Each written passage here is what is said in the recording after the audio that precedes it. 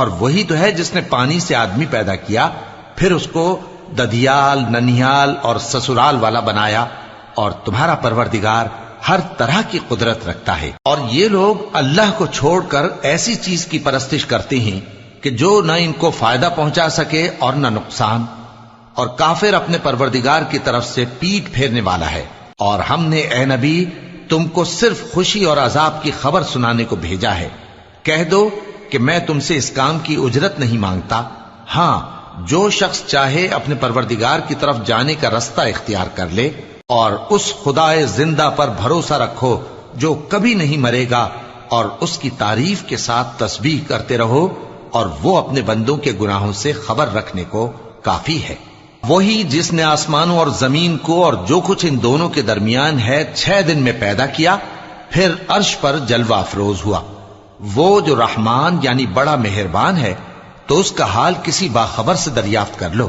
اور جب ان کفار سے کہا جاتا ہے کہ رحمان کو سجدہ کرو، تو کہتے ہیں اور رحمان کیا ہوتا ہے؟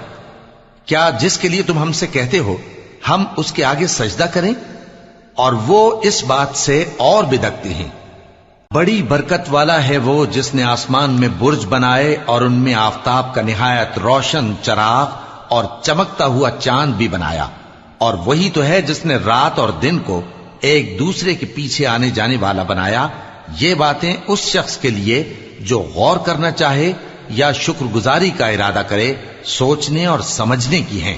اور رحمان کے بندے تو وہ ہیں جو زمین پر آہستگی سے چلتے ہیں، اور جب جاہل لوگ ان سے جاہلانہ گفتگو کرتے ہیں تو سلام کہتے ہیں۔ اور وہ جو اپنے پروردگار کے آگے سجدے کر کے اور عز و ادب سے کھڑے رہ کر راتیں بسر کرتے ہیں، اور وہ جو دعا مانگتے رہتے ہیں کہ اے پروردگار دوزخ کے عذاب کو ہم سے دور رکھیو کہ اس کا عذاب چمٹنے والا ہے، بے شک دوزخ ٹھہرنے اور رہنے کی بہت بری جگہ ہے۔ اور وہ کہ جب خرچ کرتے ہیں تو نہ بیجا اڑاتے ہیں اور نہ تنگی کو کام میں لاتے ہیں، بلکہ اعتدال کے ساتھ، نہ ضرورت سے زیادہ نہ کم۔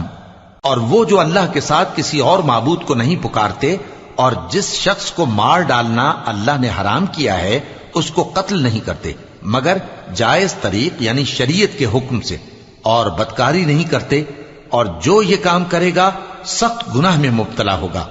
قیامت کے دن اس کو دونا عذاب ہوگا، اور وہ ذلت و خواری سے ہمیشہ اس میں رہے گا۔